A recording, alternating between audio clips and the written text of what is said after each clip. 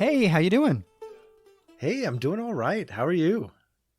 I am doing well. It is a thunderstormy day in Missouri, and that is one of my favorite things. I was just driving my son home, and we got to watch this giant lightning storm in the sky that is absolutely one of my favorite things about living in Missouri. Yes, I miss that about being out in Missouri. There was a day that Shelly and I were driving Highway 13 and we chased, I don't know, we were way south in Missouri and we were driving Highway 13 for a long time. We chased a thunderstorm that actually produced tornadoes all the way up and just kind of watched it from a distance. And it was amazing. We didn't get to see any of the tornadoes, but we heard later that it produced some. It was the coolest like storm system we got to see while we were out there. It was amazing. That's awesome. Yeah, it's just so beautiful. But how are you doing? I'm doing all right. Yeah, I had a productive day at home, just, doing laundry and dishes and tidying up, interacting with the kids a little bit. Watched a show with Shelly, and now I'm talking to you. Nice. Well, what's on your mind? Yeah, so I have a guy that used to be in my youth group when I was a youth pastor way, way, way back when, just out of college. And he also works in the 911 industry out in Missouri. And he and I have been interacting a little bit lately, specifically about the 911 industry. And he knows that our podcast is willing to talk about the 911 industry. But even bigger than that, I think you and I have both indicated a number of times that we really care deeply about the soul. And then therefore, how the soul impacts us in our various aspects of work. I in the 911 industry, you as a pastor. So I actually want to introduce 3 episodes, if that's all right with you. Fire away. I would love to do 2 episodes in the future, the next couple of weeks.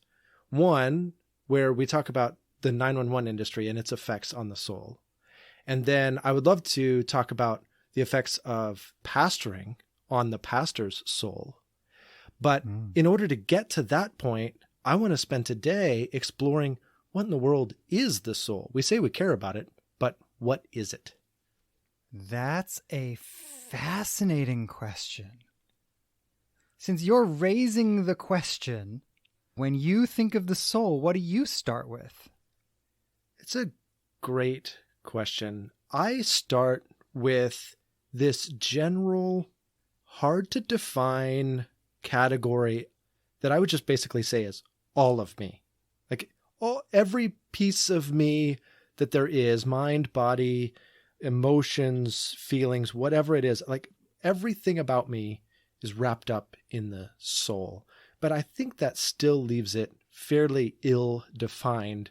But that's kind of where I start, and I try to work it into language from there. What about you? Do you have better words or language than I do for the soul?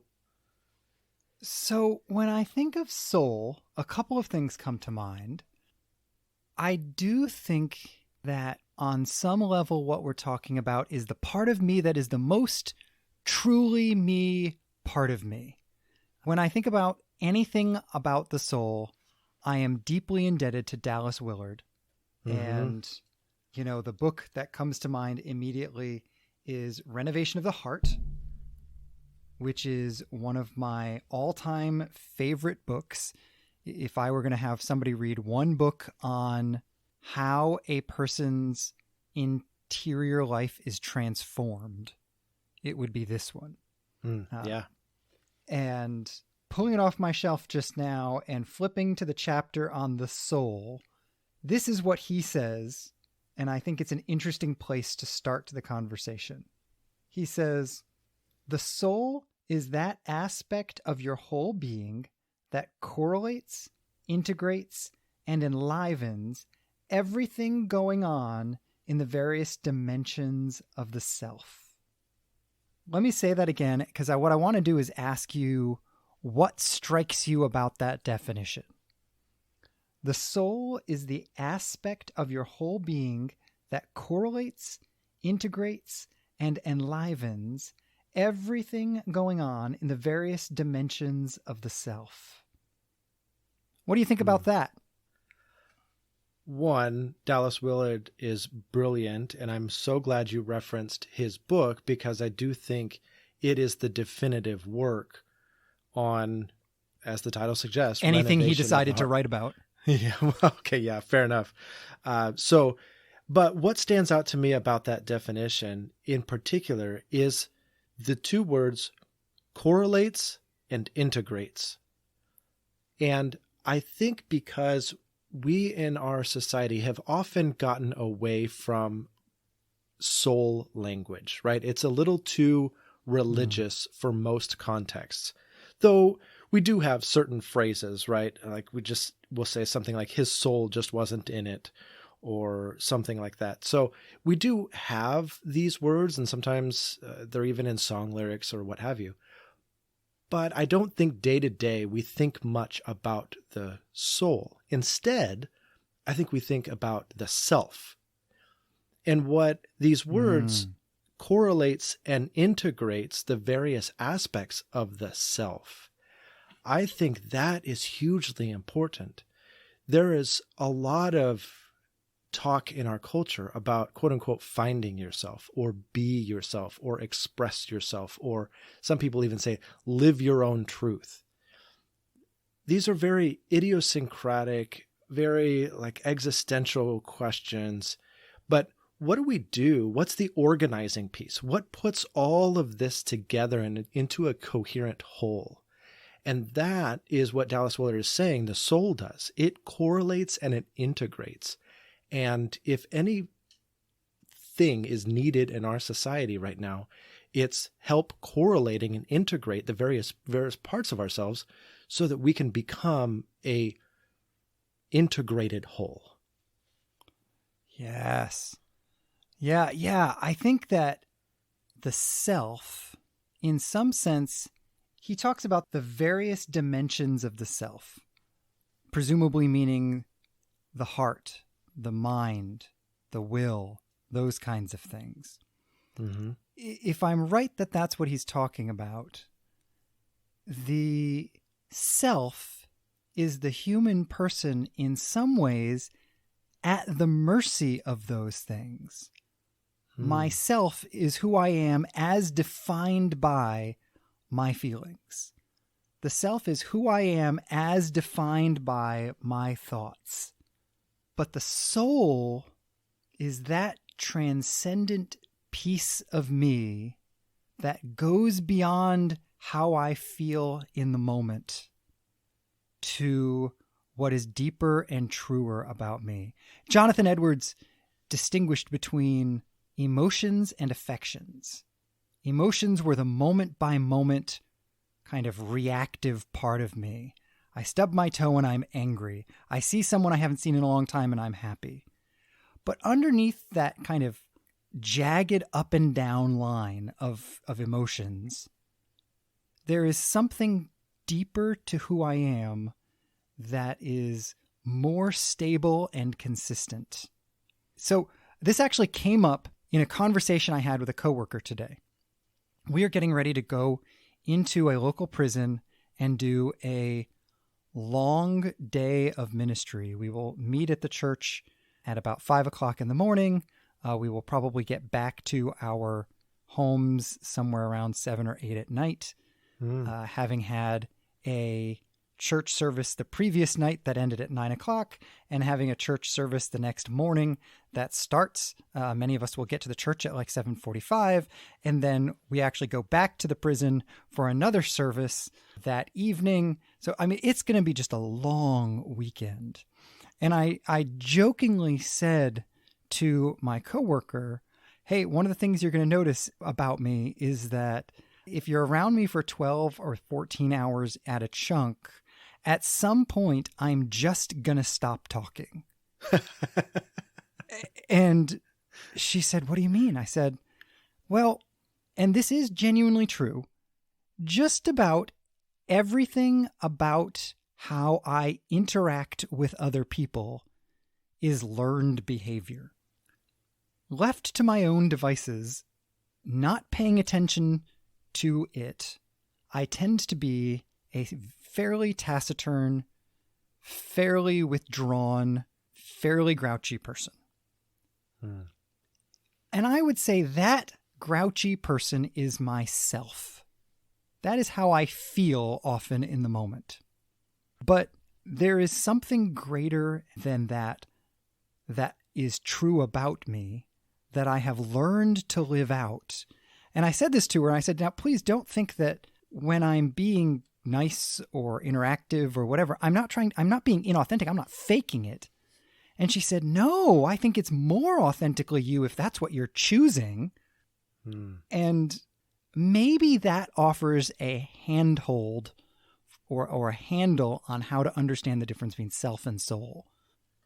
I love this illustration, and it describes you well, which is great. Thank you for sharing a piece of yourself, but it really illustrates what we're talking about to a great degree. And I think going back to my comments about what people in our society appear to be looking for is that extra layer, that deeper layer. So I think some people are content or don't know better than to stop at that first layer where you identified, hey, this grouchiness, this kind of taciturn, grouchy person is myself. And I think some people are just like, well, then, if you don't like me, so what? I don't need you. That's just who I am. You're going to have to get used to it. And I guess on some level that might be true, but there is a much deeper level, as you say, is something greater about you that is even more true. And to integrate that unattended self with the intentional self and all of the different emotions and thoughts and choices that you make all into a coherent whole, now we're starting to tap into the soul. Yeah, and the other thing that I love about this, the word that actually captured me the most when I read this sentence from Willard was this word enlivens. When all of me is being brought into a coherent sense of wholeness, I am more fully alive than I ever am. Even though I am getting there by choosing to say no to certain pieces of myself and yes to other pieces of myself. That would sound like I'm less fully alive because I'm having to say no. And yet, the vibrance of my life, the depth of peace, the depth of joy, man, to be honest, peace is the word that really captures this experience for me. Even in the midst of saying no to certain things about me, there is a peacefulness that comes in being fully dialed in to who I really am on the deepest level. Yeah, it makes me think of one of the classes that I took. It was actually the introduction to the training and mentoring class that I took at Denver Seminary, which, by the way, Denver Seminary does a lot of great things. But this training and mentoring aspect of the curriculum might be its shining moment. And in this introductory class where we talked about what is mentoring and what it is we're trying to get out of it, one of the concepts we explored in that class was the difference between your practical theology and your confessional theology. So confessional theology, this is the stuff I say I believe and really actually do truly believe. But then your practical theology or your lived out day-to-day theology might at times conflict with that. One of the more common ones is for us to affirm that God is a loving God. And yet sometimes we live as though God is mad at us or in judgment of us. And so we're actually living out our day-to-day lives in such a way that is different from our confessional theology. And there comes, as you say, this peace when we bring our practical theology and our confessional theology into greater alignment, which means adjusting parts of how we tend to live and saying no to certain things and making choices that go a certain direction, because we're bringing ourselves into a better, more integrated whole. And that is soul work. So can I keep reading from Willard? Because he has another sentence here that I'm curious about your thoughts on. Yeah, please. So he says, the soul is deep in the sense, and he's about to give two senses in which the soul is deep. First, in the sense of being basic or foundational, and second, in the sense that it lies almost totally beyond conscious awareness. It's that second one that I'm intrigued by. The soul, as such, he suggests, lies almost entirely beyond conscious awareness. What do you think about that? I think he's right. One, who's going to argue with Dallas Willard? So I got to start with he's right. But here's where that starts working on my heart and my mind. We did back-to-back episodes on prayer and Bible study rhythms and methods. These are tools for shaping our spiritual practices. And we focus on the tools and the consistency and the rhythms because it shapes a soul that is largely hidden to us.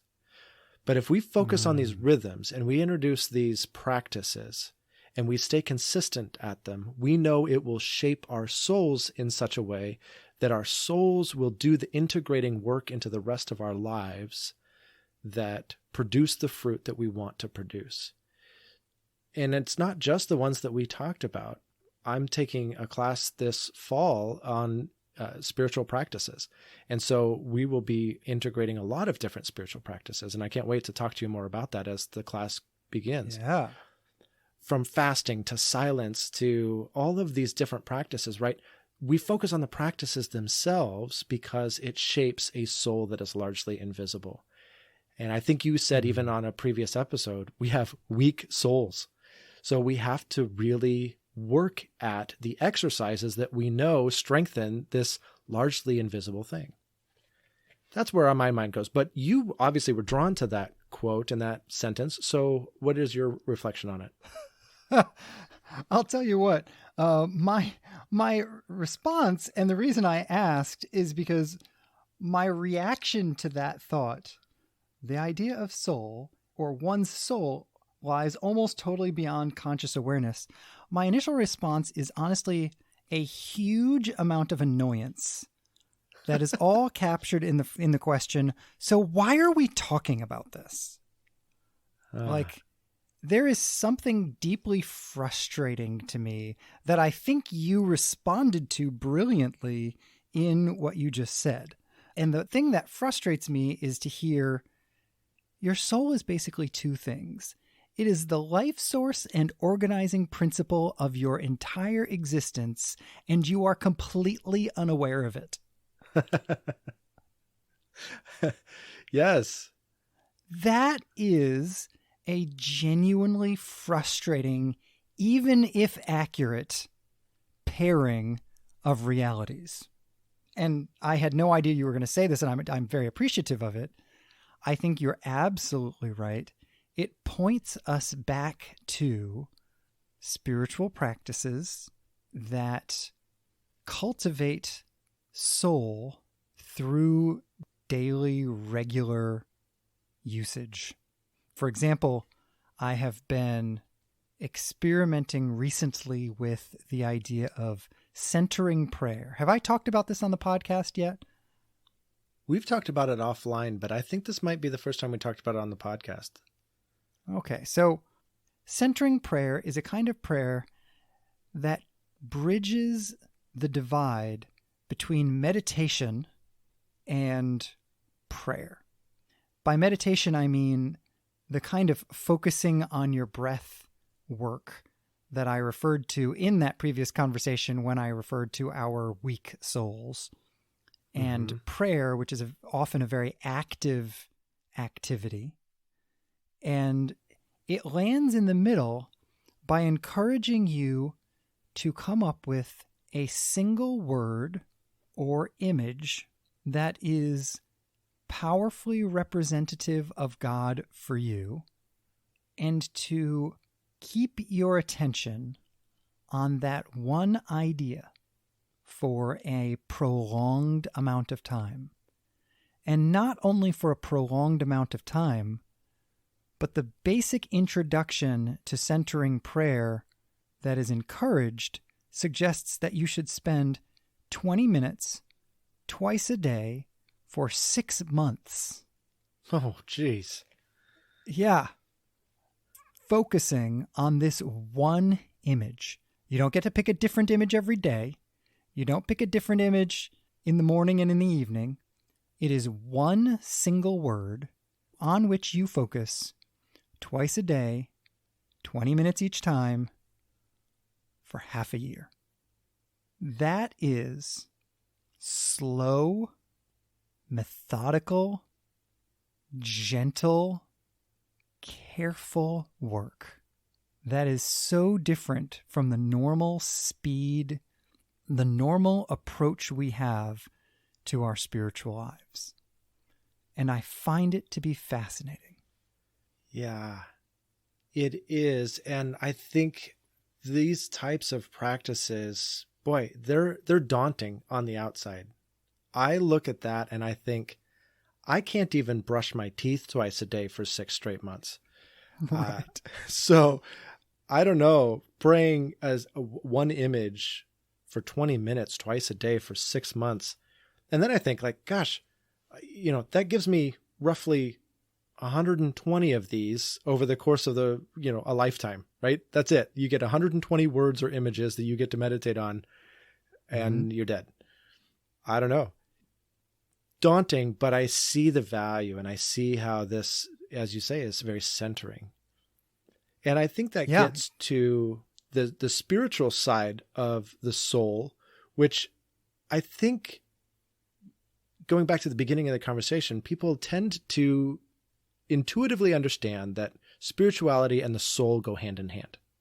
What I think is less obvious, though, when we think about the soul being the integration center, is the fact that there's a lot of non-spiritual aspects about us that also are affected by the soul or integrated by the soul. So I think of the body or the mind or our feelings. All of these things are also brought into the integration center to be sorted out and become the truest part of us that they can be. And so to illustrate this, since you did an illustration earlier, I know a pastor who was going through just a horrific rough spot that ultimately resulted in this pastor exiting the church that they were at. And it was kind of a soul-searching time and a very confusing time and a frustrating time. And a wise friend of this pastor said, "Are you exercising?" And I mean, I talk about the most basic, simple advice that one can give. I think spiritually we expect, how are you praying? Are you praying about this? Are you reading God's word? Are you spending time with God? Right? But this person was wise enough to know that we're not just spiritual beings. We are also physical beings that need to be taking care of ourselves in all aspects. So are you exercising? Are you getting out and taking a walk?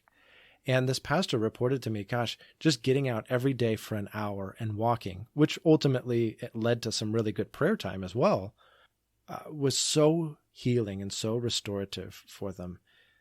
We can't forget that we're also embodied creatures. Absolutely. And I would imagine most of us, speaking of 2 other aspects that you referred to, most of us tend to either live in our heads and forget about our hearts, or live in our hearts and tend to forget about our heads. And there is something powerful about remembering that soul has to do with both of them. That we can have a significant impact on our souls through our purely intellectual examination of the Word of God. And it doesn't have to be mystical or experiential at all. And in the reverse, you can have a purely meditative heart encounter with God that isn't on any particular level cerebral, and it also has an impact on our soul. And it may be that we need to somehow lean into whatever comes naturally for us on that spectrum, while also seeking to benefit from the opposite end of the spectrum, if that makes any sense. Yeah. I think we encounter this a lot, not necessarily in our friendship, but I think our friendship illustrates this in a way, because I come from a very Baptist-like tradition, or just straight up Baptist tradition in various Baptist forms. And you are currently serving, and you have served for the last 18 years, as an Assemblies of God pastor. And so if ever there was a divide in Christendom over head versus heart, it's Baptists versus the Pentecostals, right? And Baptists love to fling invectives about Pentecostals and how they're all head and no heart. I have a family member who referred to a very ultra charismatic church that they went to. This person referred to the people in that church as renewal flakes, because that's just all they wanted to do every week was be renewed. But then on the other hand, Pentecostals want to fling at Baptists. Hey, you guys are just all head and Bible knowledge, and you've forgotten to actually know the God behind the Bible. So I think each of our camps, if you will, represents the opposite ends of that. And when we can learn to integrate those, boy, there's some really, really good things that happen. Yeah, absolutely. And to give, I think, grace when people are in a different place on that spectrum than we are. I guess I think part of integrating heart and mind in my own experience is to acknowledge that for me personally, I'm probably in the 70% mind, 30% heart kind of space. And recently, for example, my wife and I have been in the middle of looking at a really significant purchase for us. And it felt, it's funny that I would say it that way, but it felt like a bad Christian question to ask my wife, how do you feel about this purchase? Because shouldn't we be making those kinds of purchases rationally and logically and intelligently and all of those kinds of things? And yet it was interesting because my wife's natural inclination towards heart and intuition, she had some exceptional wisdom to offer in our discussion on this, that if I had asked her to reason out her thinking on it, I would have gotten an answer. My wife is incredibly intelligent, but I got a deeper answer, I think, asking for heart and intuition responses that were profoundly consistent with what I think Jesus is all about. Yes. I guess my point is, integrating the two doesn't mean I get to be good. I get good at both of them. I integrate the two by recognizing myself to be in a community in which different balances are expressed in different individuals, and the integration is a community integration, not an individual integration. That is a really good corrective, because I think a lot of our soul work or spiritual practices tend to be individualized. Silence, solitude, individual prayer, these types of things. These are all me and God. And there is a place for that. There's no question. But it sounds like what you're saying is there's also a place for corporate soul formation and corporate balances to a group's soul and a group's ability to be well-rounded. Absolutely. Though I wouldn't say I meant to say that, but now that you're telling me that I said that, I'm going to agree with myself wholeheartedly. But in that vein, using silence as a classic example of a discipline that is used to emphasize soul, I remember many years ago deciding I was going to do a Bible study on the idea of silence in Scripture. And what I found fascinating was that the biblical discipline of silence was far more often a corporate discipline than a private discipline. Really? The discipline of silence the Bible talks about is don't respond to a fool according to his folly. The fool who keeps his mouth shut seems quite wise. Those kinds of things. We so seldom talk about that, but I think that hints towards this idea that you just raised of corporate soul work. Yes. And goes back to what you said earlier about part of soul formation is denying certain parts of ourselves or saying no to ourselves. And sometimes we want to answer a fool quite loudly, but saying no is itself a spiritual practice. Man, well, you clearly agree with you on some things. I would like to... As I often do. Same here. So what I want to do, we have talked a little bit about the soul here today, and there's probably so much more to uncover. And so I want to turn it out to the audience and say, we want to hear from you.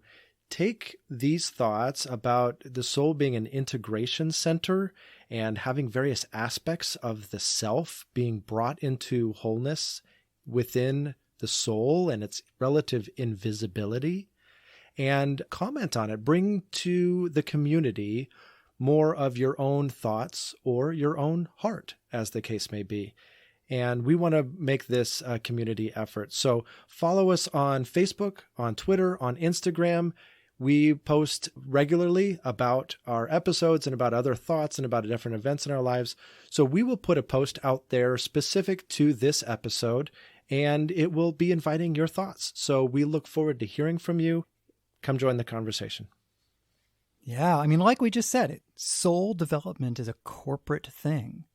And so we're super interested to hear what you have to say about what the soul is and how you develop yours. Yeah. So with that, I actually want to open it back up to you, Josh from Missouri, and I want to hear what else you've been thinking about this week. Oh, man. So I just read a book that I absolutely loved. One of my favorite genres of books are a type of book that is called a leadership fable. It is any book that tries to teach leadership principles by telling a story. Andy Stanley has a couple of these. Patrick Lencioni has a bunch of these. The one that I read this week was by Marilee Adams. It's called Change Your Questions, Change Your Life. And it was exceptional. It hinges around this picture that she focuses on in all of the things that she does, Marilee Adams does, that basically says that in any given moment, there are two pathways that you can travel in reaction to the present moment. So there's a person on a journey, and the upper pathway is called the learner mindset, and the lower pathway is the judger mindset. And the judger mindset leads along this road to what the picture calls the judger pit. And the learner mindset leads along this wonderful, happy, sunny road to success. And the suggestion she makes is that we are constantly, every moment of every day, driven by the questions that we ask. And those questions drive us along one of these two paths. So the judger mindset asks questions like, whose fault is this? What's wrong with me? What's wrong with them? Why am I such a failure? Why should I bother? It's questions that are reactive, that focus on blame, that focus on there being a win-lose outcome. The learner mindset asks questions like, what just happened? What assumptions am I making? Am I taking responsibility? What is possible right now? What choices do I have? What can I learn here? Yeah. And what Adam suggests is that all of us have moments when we are in judger and moments when we are in learner, but that we are propelled to both emotional and external well-being when we choose learner over judger. Even to the degree that when we see judger questions, judger mindset coming up in ourselves, we choose to adopt the learner mindset about our own judger. So we don't go judger on our judger. Yes. But I am absolutely all in on the fact that we are always asking questions. I think these two pathways offer a very valuable way of splitting up the questions we ask ourselves based on where those questions are going to get us. And I just find this to be a powerful tool. Which road do I want to be on? The judger or the learner pathway? It really makes me think of Dan Siegel's comments on mindfulness and this idea of being curious about yourself, being curious about the way you showed up or whatever. And he has a lot of adjectives that go into curious that I'm not going to think of in the moment, but you know, things like being compassionately curious or open, non-judgmental, all of these things where you're really just saying, I wonder why I did that or why it happened that way. I wonder what I can learn here.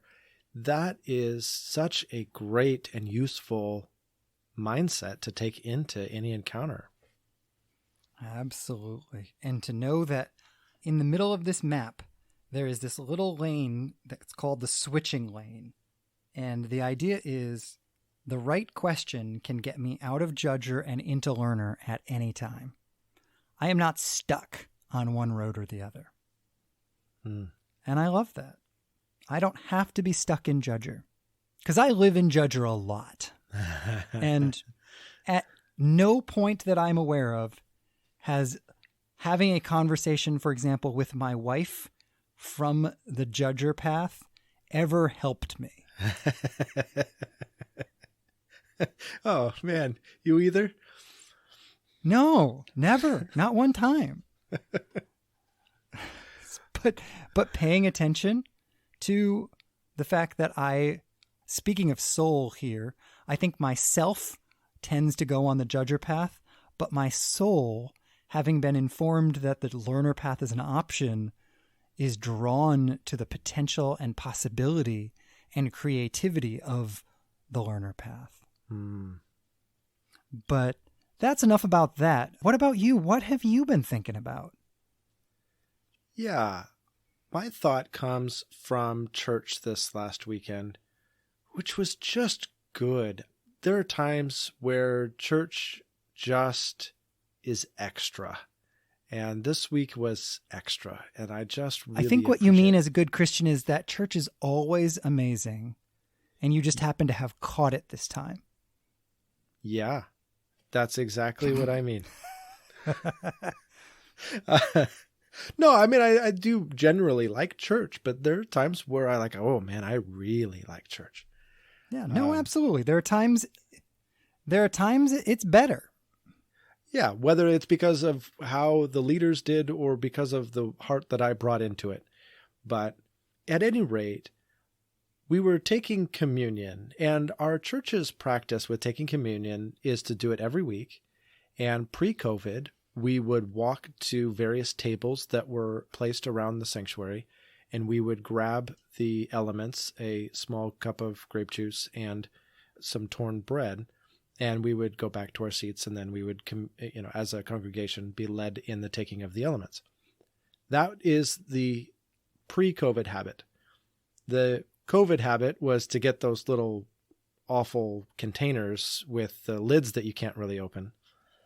And then this last week, we were walking again, so we went up to the tables, and what greeted us at the tables?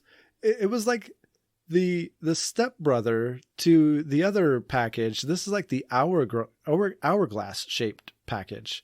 I don't know if you've seen these. Yep.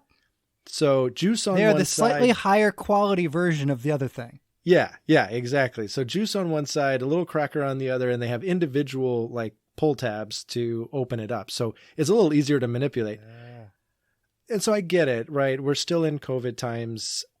I understand.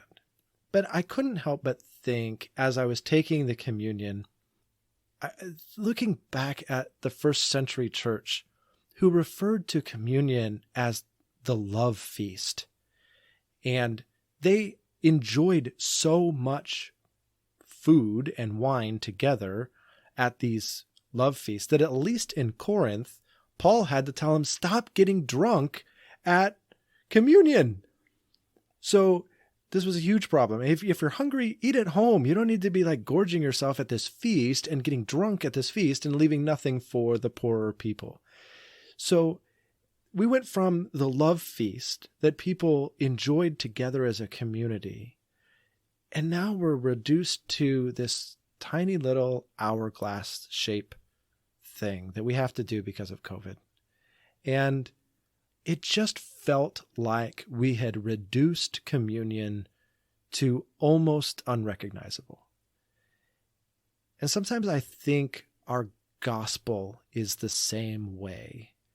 Have we taken this magnificent, unimaginable, intoxicating reality that is the gospel and reduced it to the Roman road? Nothing about taking communion the way we did on Sunday was wrong. Nothing about the Roman road is wrong. What I'm trying to illustrate is its ultimate insufficiency in covering exactly what it is we mean by salvation, or in the other case, communion. So I actually, one of these days, I would really love to have a much longer conversation about the gospel. What really is the gospel? I would love to flesh that out more deeply. That would be a wonderful conversation, and something that, at least for me, comes up regularly as I help people parse out what I would call the essentials of our faith. I think this is a fascinating question. Yeah. So one more fascinating question, and that is the which Josh question. Oh, yes. So on social media, we posted which Josh is older than the other. And the answer is Josh from Missouri. Me, yes. Yeah. Even though I did have to, after we posted that, I did have to check with you to find out if I was in fact older, because I couldn't remember. Yes, indeed. You are older. You actually graduated a year ahead of me as well in college. it was nice of you to stick around in town for an extra year before moving back to the East Coast, because we got an extra year to hang out while I finished my degree. So that was very kind of you. You're welcome. I'm happy to have made your final year in small town Missouri more manageable. Yes, it was. Yes, it was. All right. This has been awesome. I've really enjoyed it, and I am looking forward to next week. Yeah, I can't wait. Really excited, actually, about getting to look into the world of the soul as it is impacted by working at 911. That's going to be amazing. Yeah, I'm looking forward to that conversation as well. All right. Well, I'll talk to you then. All right. Take care. Bye. Bye.